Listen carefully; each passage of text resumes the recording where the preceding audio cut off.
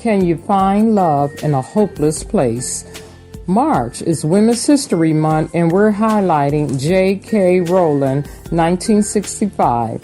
British author of the phenomenal best-selling Harry Potter series. The volume of sales was so high it has been credited with leading a revival of reading by children. She wrote the first book as a single mother struggling to make ends meet, but is now one of the most successful self-made millionaire women in the world. A letter of thanks. I want to thank the Let's Stay Together show for letting me ride on the McCain Train, and also Can TV for allowing me a platform. Check out Everyone Has a Story TV show, Season 7, on Can TV this spring. Marcus Jones says the reason for his show, Everyone Has a Story, is to educate and inform people within the community because they need healing and love, and he believes everyone has a story. Everyone Has a Story TV show is going to bring all of that and much more to the community. So look forward to some great guests who are coming on to tell their stories, from inspirational stories, educational stories, some sad stories, and we are going to have some exciting stories too, and some super guest hosts. We are going to touch just about every corner that can be touched and need to be touched to help the community and their families. So tune in this spring on Can TV. Visit www.cantv.org for dates and times. Also, check out Marcus Jones' website, www.marcusjonesstory.com, where you can see Marcus' story, trailers from past shows, pictures, and to schedule speaking engagements. Love you, Chicago. Looking for a great cause? Help New Faith Baptist Church International fight against Ebola. Go to Amazon to support the Joseph assignment. Go to www.smile.amazon.com. Right after our show, you can tune in to hear more great preaching at New Faith Baptist International Church with Pastor Trinell Felder.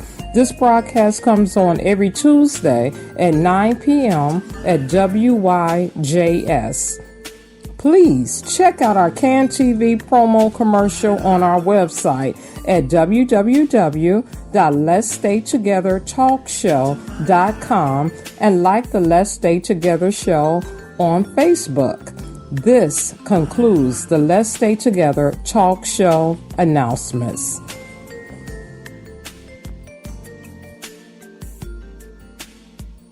Now here is the Let's Stay Together show with Reverend Ricardo McCain and author Brenda McCain, helping you to rebuild your relationships with God. Man, you all don't know. Y'all be missing the talk that we be having in between the show, boy. That'd be some bad talking. Hey, we're right back, and we're talking about the relationship letter.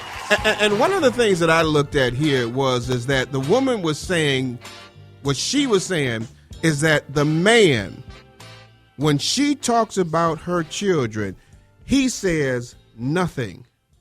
So that right there to a woman is a red flag.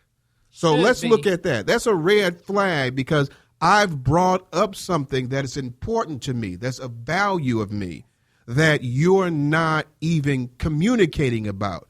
The letter says he says nothing. He doesn't talk about it at all. And so now she's concerned about that individual. Now she's been dating him. So my assumption, because you all took the assumption that the man may not know, the man may not know. My assumption is that this is not the first time she's decided to bring up her kids and he hasn't discussed anything.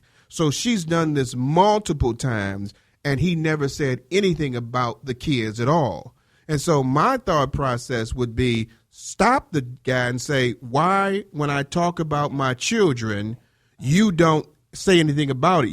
She needs to be more aggressive to find out what his reason is. Now, Leslie and Sir Walter, Evangelist Bishop over there, you all are absolutely right, that might be the case. But In her way, she needs to find out. It's your responsibility at that point. If you are feeling uncomfortable about constantly speaking to this gentleman and he never says anything about your kids and you're continuously in the relationship, you're just as guilty as he is, because you need to go to him and say, hey, I've been talking about my kids and you never said anything about it. Is there a reason that you don't discuss this? Because there are a lot of women that just say, well, he's a good guy, we don't have to talk about it. Then you get married and you find out the guy don't like kids. Mm-hmm. So in this letter, I say to the young lady, you've been dating this guy for 6 months. So that means somehow they've talked about this more than once.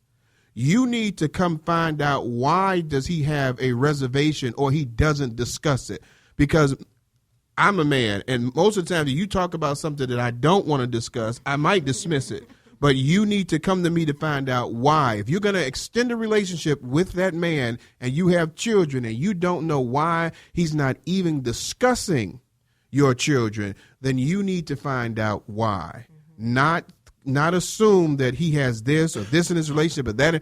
Why don't we discuss our children? That needs to be something you discuss before you go further. And so that's what I would say to, what is her name? Blindly dating. Is if you are concerned about this man and the situation that he's not discussing or talking about your kids, every time you bring it up, then you need to find out why. Why is it that when I talk about my children, you never reciprocate or say anything about it? And so, Leslie, that's what I would say to the individuals, that they need to maybe find out what the reason is before they go further. Tracy, what you going to say? From another man's point of view, he's saying that he is trying to get in bed with her, and that's it. 6 months, and he doesn't bring up your kids, again, get rid of them. Okay, y'all not get rid of them stuff, boy. I hope some of y'all didn't get rid of, because I know I was reading this one thing, an article real quick. I'm going to go back. They were talking about here. I got so many stuff on my desk. I'm just throwing things around. The one thing here, they were talking about the pros and cons of dating a single dad. And they were talking about, the same things, he'll have great, priorities, stuff like that. But after the letter, they talked about the pros and cons. And so let me just tell you a couple of pros and cons, and then we can go for it. One of the cons was lack of quality time with you, less financial resources to spend on you. And I thought, like, wow. These are cons. Yeah, these are cons. If the woman is thinking he'll have less money to spend on her. Yep. Yeah, the man has the kids. The third one says you'll be less of a priority to him. Yep. And 4 was jealousy may rear its ugly head, that you're jealous of the fact that he's spending so much time with so much money on the children that you're not getting. That's just what it's saying. I don't know. It may not be you, Tracy. That was me. You say you may be considered an intruder. And so a lot of times that person feels a con because they're coming into this life with that child, and they might feel as an intruder. Now, the pros were having a man with a nurturing and sensitive capabilities, that if he's bringing up a child, especially a girl child, he has that nurturing, stability in him. He can be less of a disappearing act. If he's got children, he may not disappear on you as much, or he may not be a wandering eye or fooling around a lot of times. And it says he may make more concessions for you, that he might be more considerate. So now I looked at this in the pros and the cons and stuff like that. And the one young lady, she read this letter and she said, I came to read this article just because I was curious to see if it would tell me anything I didn't know about dating men with kids and baby mama drama. What this article did is confirm to me that I don't want to talk to a man with kids. And I mean, so basically the only thing she looked at was the cons and didn't even look at the pros. And then some of the things on here with some of the men that were talking about dating women, it seemed like they had went through a bad scenario with a woman that had children, and now they're just hating on it. And so, as an old song that the Osmonds used to sing, and now I'm really dating myself, one bad apple don't spoil the whole bunch. You cannot sit there and because you had a bad relationship with a woman that had a kid or a man that had a kid that you're going to hate them all, because that's just one bad scenario. Walter, what you going to say, man? Absolutely. Go to you next. There's an old saying that says a man convinced against his will is of the same will still. we're always looking for new information, and that's why a lot of our books from, I don't care if it's T.D. Jakes or if it's some guy who's very popular in writing books, he'll always continue to sell to the same subgroup, group of people, because the answer was in the last book. He's writing a new book. He's somewhat saying the same thing. Right. He's saying it differently. Yeah. Saying the same thing. The foundation is the same, and he's going to write a third book and fourth, and it's to the same people. All right? We're always looking for new information, even though we receive the answer. And I find that a lot of times when I'm invited to a lot of women's group, and the men are sitting on the panel, and the audience full of women, they ask us these questions. Why do men do this? Why do men do this? And the men will give their honest answer. And usually from the audience, a woman will say, that's not right. That's not true. That's not true. You're asking me about me, a man, right? And I'm giving you what is about me because I'm a man. I know I live in this body, and you tell me that's not true, okay? And then guess what? Next month, I'm invited to that same forum, and the same questions come my way, and they'll say that's not true. And that is the nature of the beast. We're looking for this new information, and so this woman here, I'm a little concerned about her because we don't know the ins and outs of everything. Because trust me, the 6 months, I'm sure there was some sex. Okay, sure. There was sex. Yeah. So I'm piggybacking on the comment that you read there. He said he's looking for sex. No, he already had it. After 6 months, okay. Probably. Yeah. Unless, of course, they're Christian people. And, and I know y'all ain't had no sex, so we're going to say, you all are good Christian people, and you ain't having sex. Yeah, right, you ain't have it. Okay, and my other concern, yes, my concern still is that he does not bring up the child, or the children, that is, okay? Well, a lot of times men we live in an escapism world. We don't want to really talk about certain things. We're enjoying our time with her. We're enjoying either the sex or the going out to dinner or travels, what have you. We're enjoying that. And if you bring up something, it's like you women say, hey, we need to talk. That's the worst thing you can say to a man. We need to talk, okay? And he's like, oh, what is it? Well, I'll tell you about it tomorrow. Now, he can't sleep, okay? Because we don't want to talk about certain things. So the children's not so much important to him. Apparently, she's doing something in his life that's filling a void, possibly. And the children may be a hindrance in a sense. So, again, we don't know the situation. We have to break it down and talk with him and find out what his case is. So, baby, what you got for our next? I want to go elaborate on the pros and cons there. Oh, okay, well, go ahead. I was going to paint a picture of a scenario back in the day when I was dating someone that had one child. God knows. Dated this person and really liked this person.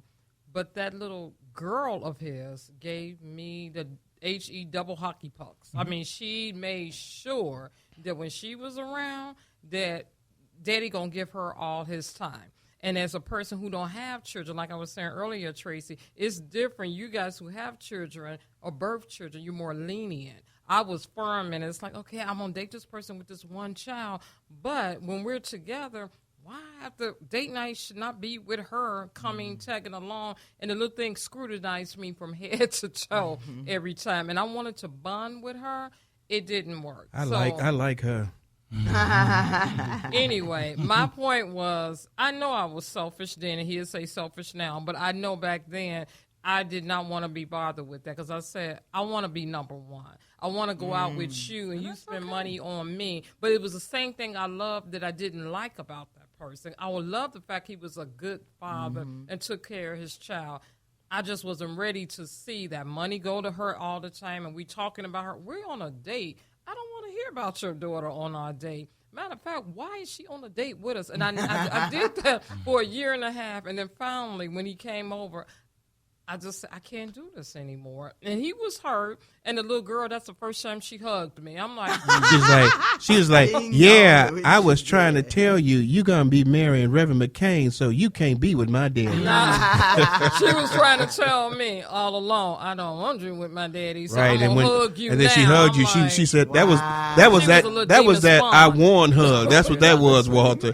That was that I won hug. I'm the better lady. You gone. Yeah, that's what that was. The person did fight for me, wanted to work, and I'm like, this can't work. As long as you the father, and I want you to be a good father for your daughter, I just can't pretend to like her. And I said to say she was 5, and you took me down, little girl. Yeah, WWF, girl. Yeah. I'm telling you, she took you down. But you know, Brenda, and I want to answer your question to this show, when you ask really how many kids are too many, When I was under the age of 40, you could have had as many kids as you wanted to. Because I mean, I love kids. I used to want 8 kids.